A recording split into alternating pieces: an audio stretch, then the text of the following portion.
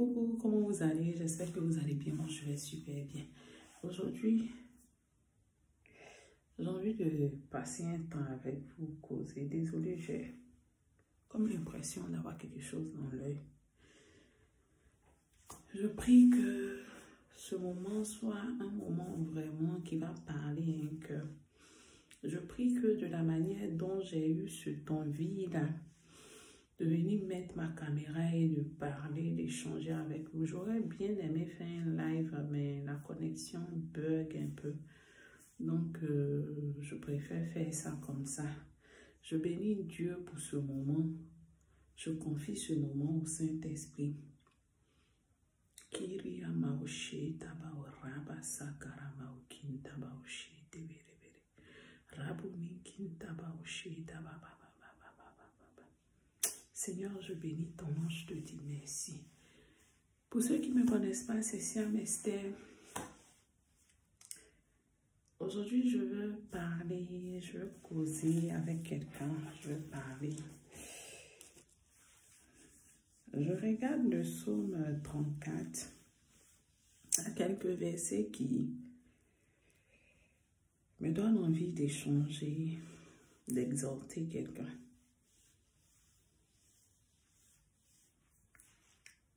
Le psaume 34 au verset 7 nous dit: un malheureux a appelé, le Seigneur a entendu et l'a sauvé de toutes ses détresses. Le verset 8 dit: l'ange du Seigneur campe autour de ceux qui le craignent et il les délivre. Voyez et appréciez combien le Seigneur est bon. Heureux l'homme dont il est le refuge. Craignez le Seigneur, vous qu'il a consacré, car rien ne manque à ceux qui le craignent. Et je m'arrête là. Amen. Craignez le Seigneur, vous qu'il a consacré, car rien ne manque à ceux qu'il a consacrés. Rien ne manque à ceux qui le craignent. Craignez le Seigneur, vous qu'il a consacré, car rien ne manque à ceux qui le craignent. Craindre le Seigneur, c'est quoi? Est-ce que c'est avoir peur de Dieu? Craindre le Seigneur, c'est pas avoir peur de Dieu. Mais je veux dire à quelqu'un que craindre le Seigneur, pour moi, craindre le Seigneur, c'est aimer Dieu. Aimer Dieu au point de ne pas vouloir faire de la peine à Dieu. C'est-à-dire déborder d'amour de Dieu au point où chaque acte plutôt que tu poses, chaque pas que tu poses dans la vie, chaque chose que tu fais, tu dois te demander, est-ce que quand je fais ça, Dieu est content de moi?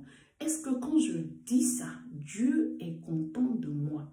Pour moi, c'est ça, craindre Dieu. Chercher à plaire à Dieu dans tout ce que nous faisons, dans tout ce que nous disons, dans tout ce que nous pensons. Pour moi, craindre Dieu, c'est que Dieu soit au centre de notre existence. Parce que si tu es constamment en train de chercher à plaire à ton bien-aimé, c'est qu'il est au cœur de ton existence. C'est que Dieu est au cœur de ton existence. C'est qu'il est le premier dans ta vie. Et pour moi, c'est ça, craindre Dieu. C'est ça, craindre Dieu. Chercher à faire ce que Dieu veut. Chercher à trouver l'intérêt de Dieu dans ce que nous faisons. Est-ce que Dieu est content de nous? Est-ce que si je fais ça, Dieu est content? Est-ce que si je dis ça, Dieu est content? Est-ce que dans tout ce que je fais, Dieu est content de ce que je fais? C'est ça, craindre Dieu pour moi.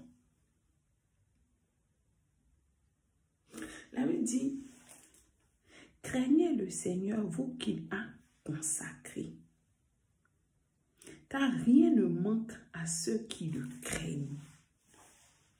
Ce qui va faire que le manque qui est dans ta vie là sera comblé, c'est le fait que tu craignes le Seigneur.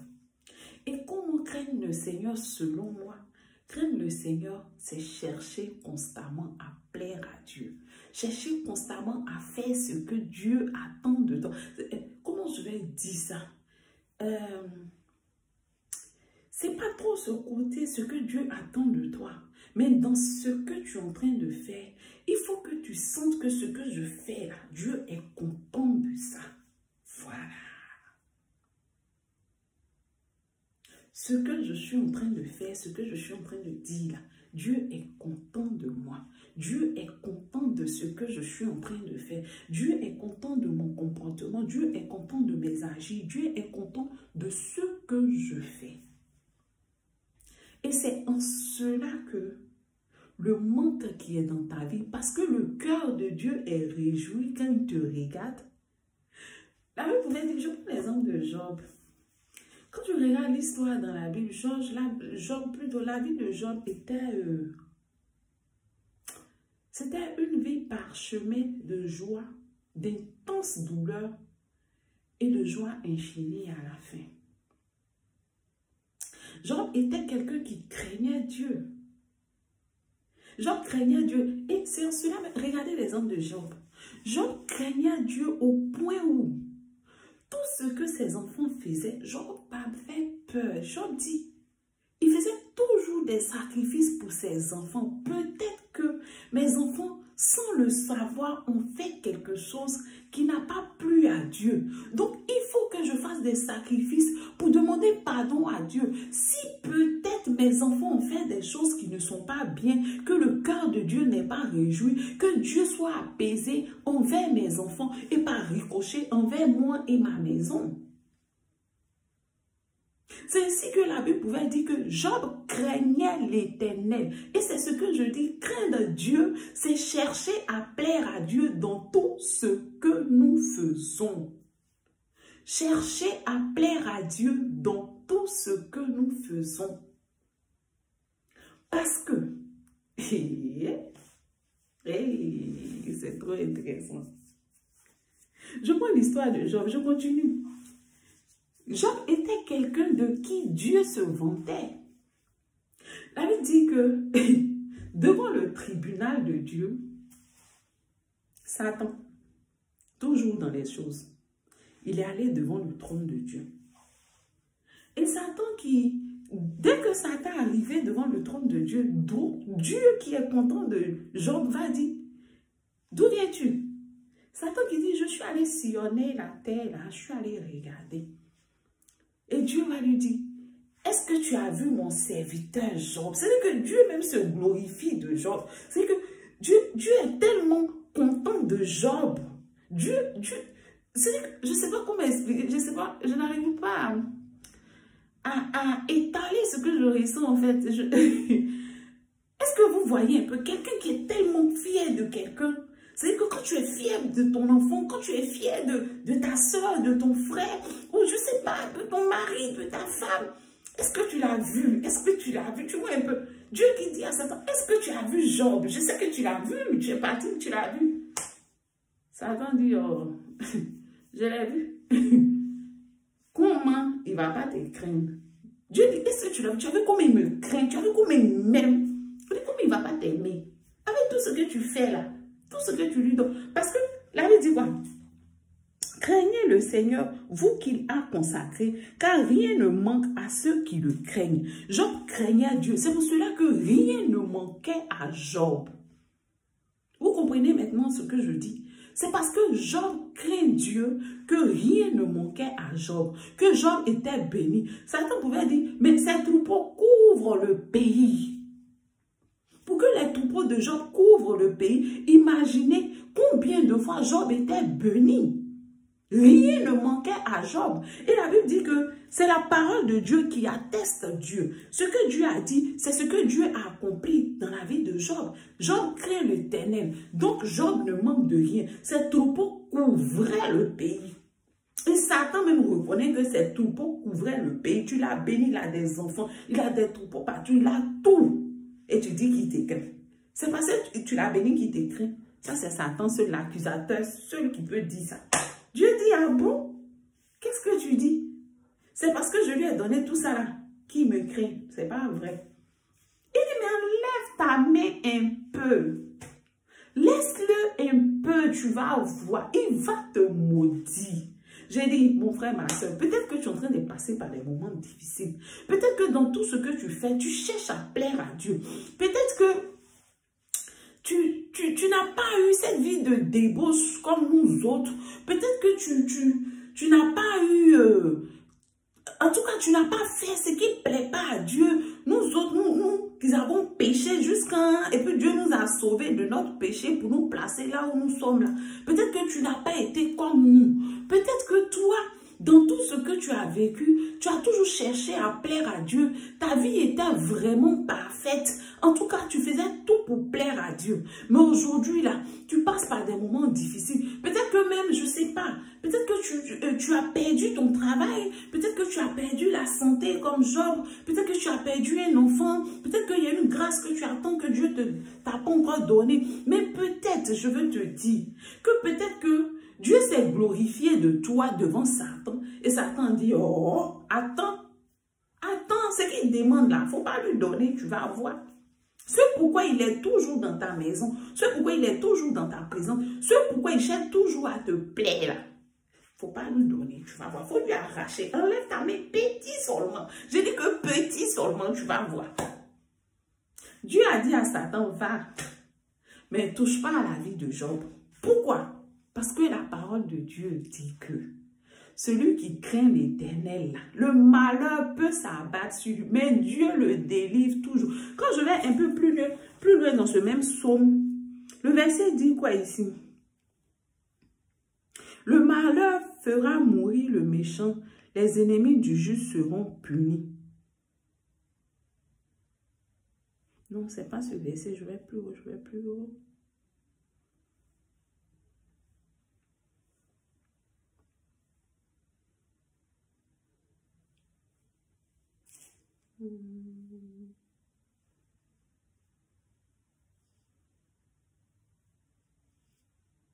Voilà. Un malheureux a appelé, le Seigneur a entendu et l'a sauvé de toutes ses détresses. Dieu qui est là, Dieu qui est là, quand tu es dans la détresse que tu cries, Dieu entend ton cri et Dieu te sauve de ta détresse.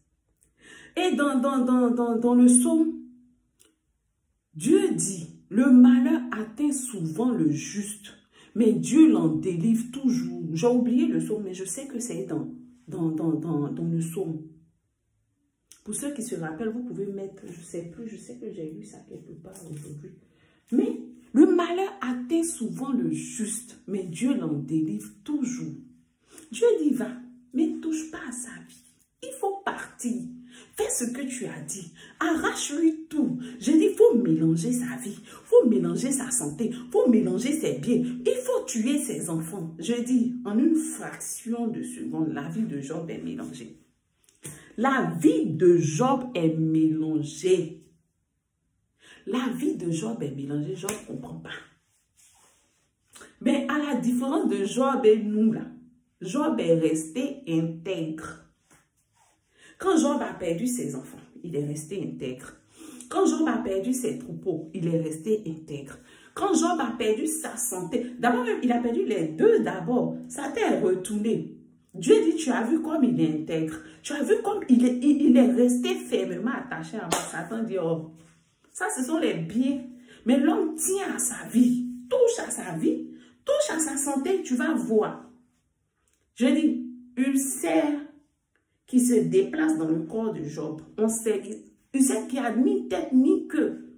Aujourd'hui c'est ici, demain c'est ici. Pour finir, ça a pris tout son corps était plein. Juste quand sa femme dit, Job, faut maudire Dieu, tu vas mourir. J'ai dit que, nous les femmes, quand la femme n'est pas à sa place, quand la femme n'est pas à sa place, quand la femme n'est pas à sa place, là où Dieu veut qu'elle soit, quand la femme n'est pas sage pour bâtir son foyer, en temps normal, c'est la femme de Job qui devait dire, mon mari, soyons concentrés. Je dis que Dieu va faire. Parce qu'en temps normal, c'est la femme qui porte le foyer. Mais la femme de Job n'était pas à sa place. Elle dit, je dis que Tu as tout perdu, ta santé même, ça va plus. Il faut maudire Dieu. Tu es toujours en train de dire Dieu, Dieu. Maudit Dieu, tu vas mourir. Mais Job savait que le malheur atteint souvent le juste. Mais Dieu l'en délivre toujours. Job savait que la délivrance allait venir. Job savait que tôt ou tard, la délivrance allait venir. Parce que le Dieu en qui il croit, c'est un Dieu qui honore sa parole. Et c'est un Dieu qui est dans sa parole. Il ne peut pas dire que le malheur atteint souvent le juste. Et que lui, Dieu, il en délivre toujours. Et puis lui, Job, qui est intègre, qui est juste devant Dieu, le malheur va l'atteindre et puis Dieu ne va pas le délivrer. Job a dit à sa femme, comment tu peux être insensé comme ça? Comment? C'est à quel moment tu es devenue une femme insensée? C'est à quel moment tu n'es pas une femme intelligente? Comment tu peux dire de maudire Dieu et puis je vais mourir? Donc toi, ma femme, tu veux que j'aille en enfer. Donc toi, tu veux que j'aille dans le feu. Donc tu veux que je rejette mon Dieu. Tu veux que je renonce à mon Dieu. J'ai dit, Job aimait Dieu. Job aimait Dieu. Et aujourd'hui, je prie que quelqu'un puisse avoir cet amour que Job avait pour Dieu. Je prie que Dieu dépose dans nos cœurs cet amour intègre que Job avait pour Dieu. Parce que c'est ce que Dieu cherche en nous. En tant qu'homme, Dieu cherche, Dieu fouille dans nos cœurs. Est-ce que nous l'aimons? Est-ce que si lui, Dieu, ce que nous cherchons, ce que nous attendons, s'il ne nous donne pas, est-ce que nous allons nous souvenir que le malheur atteint souvent le juste, mais Dieu l'en délivre toujours. Dieu l'en délivre toujours. Ce qui me fait mal, j'ai oublié le verset. Ah! Le malheur atteint souvent le juste, mais Dieu l'en délivre toujours. Job savait. Et Job était attaché à ça. Et je sais que Job priait avec. Je sais que Job dormait avec. Je sais que Job se levait avec. Arrivé à un certain moment, Job dit, Dieu, tu ne peux pas m'abandonner. Tu es dans ta parole. Viens qu'on rentre en jugement. Viens que moi et toi on parle. Qu'est-ce que j'ai fait? C'est où j'ai fauté. Moi, je reconnais que je n'ai pas fauté. Je sais que je suis juste. Parce que quand je fouille dans ma mémoire, je ne vois pas à quel moment j'ai fait ce qui ne te plaît pas. Je ne vois pas à quel moment j'ai mis la honte sur toi. Je ne vois pas à quel moment j'ai fait que ton cœur t'a fait mal. J'ai toujours été celui qui t'offre des holocaustes pour demander pardon pour mes péchés. Les péchés de mes enfants, les péchés de ma maison. Mais comment se fait-il que, Seigneur, tu aies pu laisser le malheur m'atteindre? Et jusqu'à quand, Seigneur, vas-tu fermer les yeux sur ma misère? Seigneur, tu es dans ta parole. Seigneur, tu es dans ta parole. Tu as dit, le malheur atteint souvent le juste, mais Dieu l'en délivre toujours. Job est resté attaché à la parole. Parce que je vous dis, quand tu traverses une situation que tu ne comprends pas et que tu sais que tu es dans une position où devant Dieu, là, tu as raison, ma chérie, cherche une parole de Dieu qui ressemble à ton histoire, qui ressemble à ce que tu traverses et rappelle à Dieu. Parce que Dieu dit dans la parole, réveille ma mémoire. Dieu dit, réveille ma mémoire. Dieu dit, rappelle-moi ce que je sais déjà. Je vais l'entendre par ta bouche. Je veux que tu me dises ce que moi, Dieu, j'ai déjà dit. Et puis j'ai fait pour que je me souvienne que, ah, mon Dieu, j'ai ça. Mon Dieu, j'ai dit ça. Parce que Dieu n'agit pas en dehors de sa parole.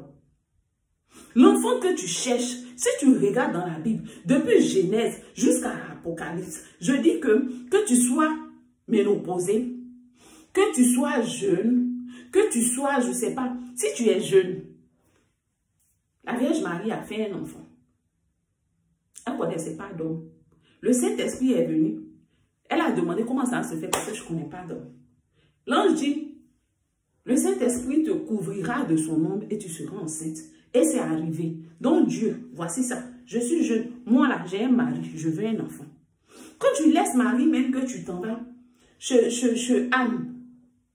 Anne dit, Seigneur, moi je veux un enfant. Moi je veux un enfant. Ma co-épouse qui est là, elle ne fait que se moquer de moi. Je ne peux pas envoyer ses enfants. Son mari dit que, est-ce que je ne vaux pas 10 000 fois mieux pour toi qu'un enfant? Anne dit, jamais. Jamais je ne peux pas accepter ça.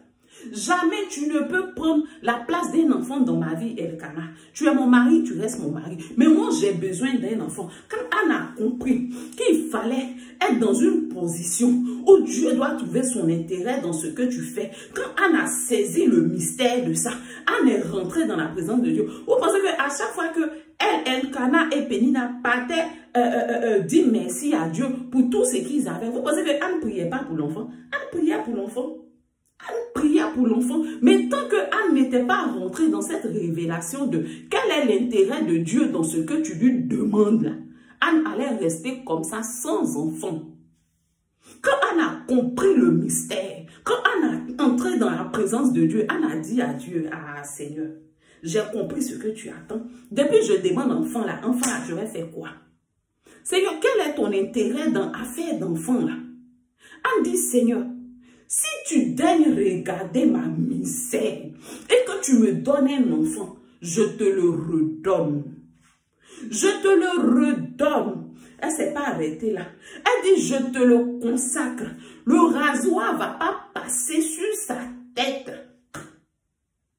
Quand je vais le sévrer là, je vais te l'envoyer. Dieu dit, tiens, maintenant j'entends ce que tu dis. Maintenant, là, j'entends. C'est plus seulement le sacrifice que vous êtes venu faire pour dire merci là que je vois. Mais maintenant, tu es en train de résoudre un problème qui me tient à cœur. Parce qu'en ce moment-là, Dieu avait besoin d'un prophète. Parce que le prophète qui était là en ce moment, ses fils qui devaient hériter après lui, se comportaient très mal devant la face de Dieu. Et Dieu les avait rejetés. Dieu avait besoin de susciter un prophète. Et voilà que Anne lui offre son enfant. Anne lui dit, si tu me donnes un enfant, je te donne l'enfant. Dieu dit, tiens. Il a écouté, il a entendu. Même s'il ne voulait pas, il a entendu la prière de Anne. Et en même temps, Dieu dit, voilà mon intérêt dans ce que, voilà ce que moi je recherche. Je suis en train de chercher qui va être mon prophète, qui va être, c'est qui je vais susciter. Je regarde dans les descendants, ceux que j'ai dit, eux là, ils seront des prophètes, leur lignée sera la lignée des prophètes. Voici ce qu'ils font. Et je les ai rejetés. Je ne sais plus qui je vais suscité comme prophète. Et voilà que Anne vient avec un plateau d'or, dit à Dieu que mes entrailles là servent à ce que tu es un consacré, que un consacré vienne de sorte de mes entrailles. Moi je te l'offre, donne-moi un enfant, je te l'offre. Anne venait de résoudre le problème de Dieu. J'ai dit que l'enfant que tu cherches là, est-ce que tu montres à Dieu que Seigneur, enfant là, si tu me donnes là, je dis que je te le redonne pour qu'il puisse être un puissant homme de Dieu. Pour qu'il puisse être un puissant serviteur de Dieu. Qui va amener des âmes à toi. Qui va parler. Et puis la chose va se réaliser. Une puissante femme de Dieu. Qui va proclamer les choses qui vont se réaliser. Tu es sûr que si tu dis ça à Dieu, Dieu ne va pas te donner un enfant. Tu es sûr que si Dieu voit son intérêt dans ton affaire d'enfant, il ne va pas te donner. Anne a saisi le menton.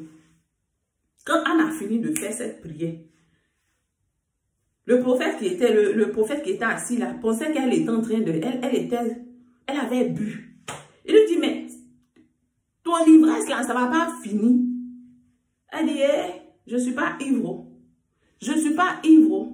C'est ma douleur là, je suis en train de déverser devant Dieu. Et ce jour-là, où cette prière est sortie, voici l'homme de Dieu qui va donner une parole sur la vie de Anne. Qu'il te soit faite selon ce que tu as demandé à Dieu. Est-ce que pendant toutes ces années-là, Anne ne partait pas là-bas? Anne partait faire même sacrifice. Elle pleurait toujours là. Mais la prière que Dieu attendait là n'était pas encore sortie. Je prie que Dieu suscite une prière qui va sortir de tes entrailles. Et quand ça va monter devant le trône de Dieu, que ton miracle se déclenche dans ta vie au nom de Jésus. Que ton miracle se déclenche dans ta vie au nom de Jésus. Que ton miracle soit palpable. Que ton miracle soit touché au nom de Jésus. Que tu puisses toucher cela, vivre cela pour rendre gloire à Dieu. Et effectivement, quand Anne a eu un enfant, Anne a tenu à sa promesse. Elle a fini de sévrer l'enfant. Elle n'est plus arrivée là-bas quand elle a accouché. Jusqu'à ce qu'elle ait sévré l'enfant. Elle allait donner l'enfant à l'Éternel. Et cet enfant-là est devenu un prophète incontournable. Un prophète incontournable. Samuel. Samuel dormait devant l'arche de l'alliance. Or, le prophète lui-même dormait loin de l'arche de l'alliance. Mais le petit Samuel dormait là, dans la présence de Dieu. C'est là il a grandi. C'est là il est resté. C'est là il est resté. Il est resté là et il a grandi. Quand tu regardes l'histoire de Samuel, Samuel fut un prophète incontournable de son temps. Et je ne sais même pas s'il y a son égal dans la Bible. Il fut un prophète incontournable qui est resté intègre à Dieu jusqu'à ce qu'il meure. C'est lui qui a consacré Saül. C'est lui qui a consacré David. Il fut un prophète incontournable. Je prie que l'enfant que tu attends soit un prophète incontournable pour ce siècle que nous vivons, ce siècle mauvais que nous traversons. Que cette fille, ce garçon que Dieu va te donner soit une prophétesse, un prophète incontournable dans ce siècle mauvais. Dieu. Job dit, comment peux-tu être une femme insensée? Comment? Comment peux-tu être une femme insensée? Maudit Dieu et mourir. Mais moi, Job, je ne peux pas faire ça. S'il faille que je meure, mais pas en maudissant Dieu. Mais quand Dieu avait... C'est-à-dire qu'arrivé à un certain moment de... Comment je vais dire ça? De ton désert. Il y a ceux qui viennent auprès de toi comme s'ils compatissaient à ta souffrance et à ta douleur. Mais en fait, ils ne font que t'enfoncer. Parce qu'ils ne t'apportent pas l'aide en tant que tel. Ils se disent qu'ils sont là pour t'aider, mais eux, ils sont en train de t'enfoncer. Si vous remarquez bien, quand vous êtes dans votre désert, il y a toujours des gens autour qui font comme si vous êtes, mais ils ne vous aident pas, ils vous enfoncent. Et c'est comme ça que les amis de Job sont venus le consoler. Même pour finir, c'est eux qui l'accablent. C'est eux qui l'accablent. Jusqu'à ce que Dieu prononce son jugement pour Job. Et que Dieu vraiment restaure la vie de Job. Je prie que Dieu restaure une vie qui passe par les moments difficiles. Qui ne sait vraiment pas où l'aide va venir. Qui ne sait vraiment pas comment faire pour s'en sortir. Qui regarde à gauche, à droite. Ah, mon frère, ma soeur. Reste concentré sur Dieu. Dieu dit, le malheur atteint souvent le juste, mais il en délivre toujours. Il en délivre toujours. Et ceux que Dieu a consacrés, qui craignent Dieu, Dieu dit, rien ne vous manquera. Rien ne vous manquera. Reste concentré sur Dieu. Reste focus sur Dieu. Attache-toi à Dieu. Même si tu ne vois pas, d'où la main qui va te secourir va venir. Reste concentré sur Dieu. Parce que Dieu seul est capable de susciter la restauration dans ta vie. Dieu est capable de susciter la restauration dans ta vie. Dieu est capable de te donner, d'avoir la guérison, d'avoir la restauration, d'avoir ce que tu recherches.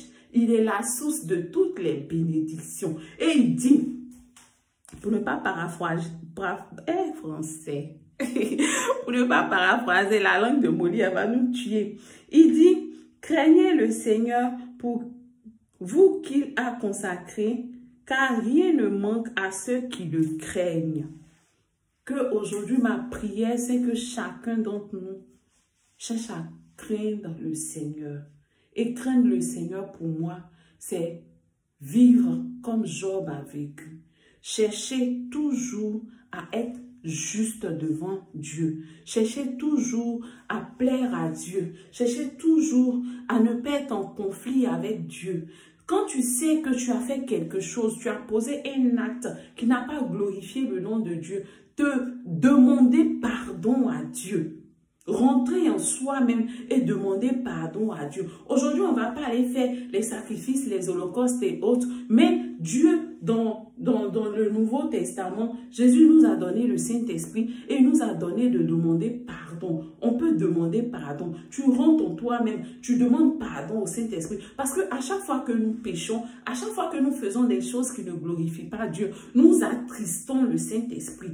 Car Nous sommes dans les derniers temps et le Saint-Esprit a été répandu sur toute chair. Et le Saint-Esprit vit en nous. Il est dans notre cœur. Il vit en nous. Et quand nous posons des actes qui ne glorifient pas Dieu, nous l'attristons. Nous l'attristons.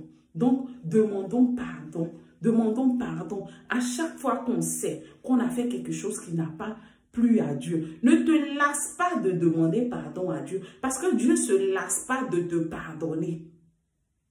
Dieu ne va jamais dire, ah, depuis là, tu viens demander pardon, ça finit pas. Dieu ne va jamais dire ça. Parce que Dieu dit, le juste pêche 7 fois 7.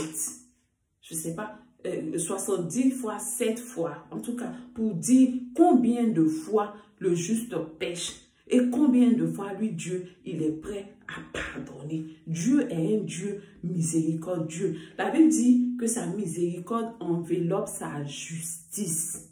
Il est un Dieu miséricordieux. Dieu ne va jamais te rejeter parce que tu es venu demander pardon pour le même péché. Non. Non. Seulement ne prends pas plaisir à refaire le même péché et à toujours venir demander pardon.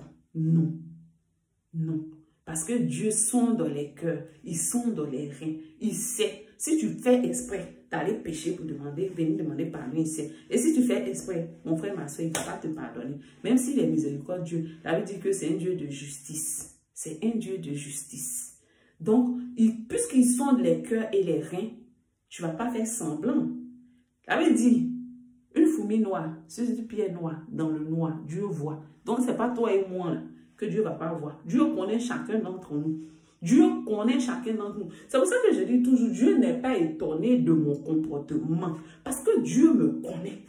Tout ce que je fais là, Dieu savait que j'allais faire. Il me connaît. C'est pour ça qu'il a emmené Jésus. Pour que Jésus meure sur la croix. Pour que vraiment, quand je vais pécher, et que le Saint-Esprit aussi qu'il a emmené sur terre, pour que le Saint-Esprit puisse m'apprendre toutes choses, me révéler les choses cachées, que le Saint-Esprit puisse me convaincre que, ah, Esther, ce que tu as fait, c'est pas bon. Et quand le Saint-Esprit va me convaincre, le sang de Jésus, que je vais partir demander pardon, en invoquant le sang de Jésus, là, que le sang de Jésus puisse parler pour moi, pour que Dieu ne voie plus mon péché, Dieu ne puisse plus me voir, mais que Dieu puisse voir le sang saint de Jésus. La Bible dit que le sang de Jésus parle plus fort que le sang du juste Abel. Or, nous tous, nous savons que le sang d'Abel a tellement parlé fort que Dieu a demandé à Caïn, pourquoi le sang de ton frère crie vers moi? Mais la Bible dit que le sang de Jésus parle plus fort que le sang d'Abel. Et que ce sang-là vraiment puisse nous laver. Que chacun d'entre nous puisse toujours aller vers la miséricorde de Dieu pour demander pardon. Que nous cherchons chaque jour à plaire à Dieu. Que nous cherchons chaque jour à vraiment trouver l'intérêt de Dieu dans ce que nous faisons. Est-ce que, vous savez, Dieu n'est pas contre le fait que tu vives ta jeunesse. Vive la vie. Non, Dieu n'est pas contre cela. Mais quand tu vis ta vie, il faut que ta conscience vis-à-vis de Dieu soit en paix, en fait. C'est ce que Dieu te demande. Si ce que tu es en train de faire, si en âme et conscience, tu sais que ce que tu es en train de faire, Dieu approuve, fais-le. Fais-le. Mais si quelque part, le Saint-Esprit te convainc que mon frère, ma soeur, ce que tu es en train de faire, ce n'est pas bon.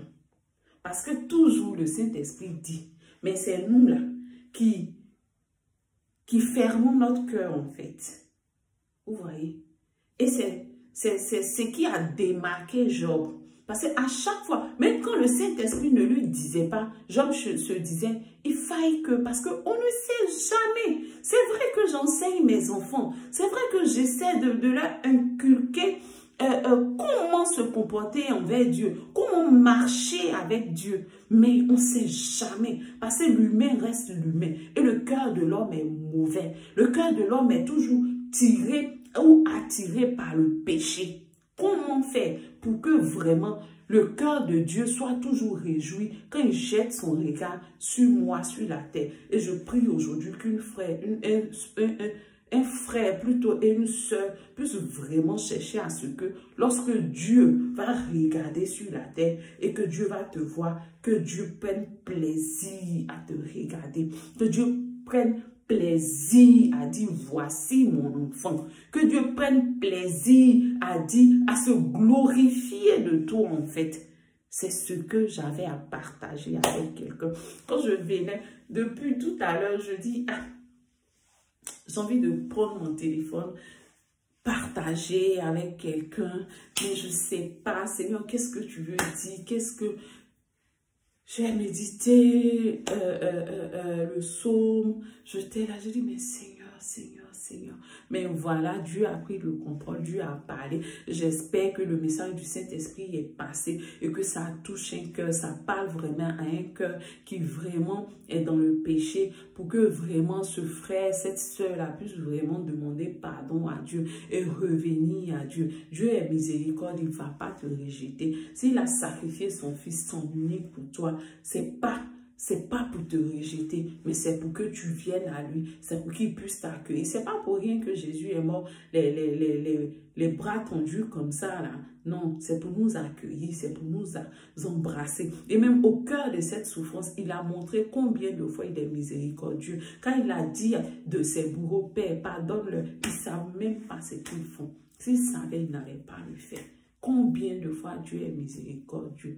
Vraiment, je vais dire à quelqu'un, Dieu est miséricorde. Et ce qui t'arrive, peut-être que Dieu cherche à se glorifier de toi. Il ne faut pas honner Dieu. Il ne faut pas tourner le dos à Dieu. Il ne faut pas rejeter la parole de Dieu. Parce que dans tout ce qui nous arrive, Dieu ne s'appuie que sur sa parole pour agir dans notre vie. Si tu n'as pas de Bible, achète-toi une Bible.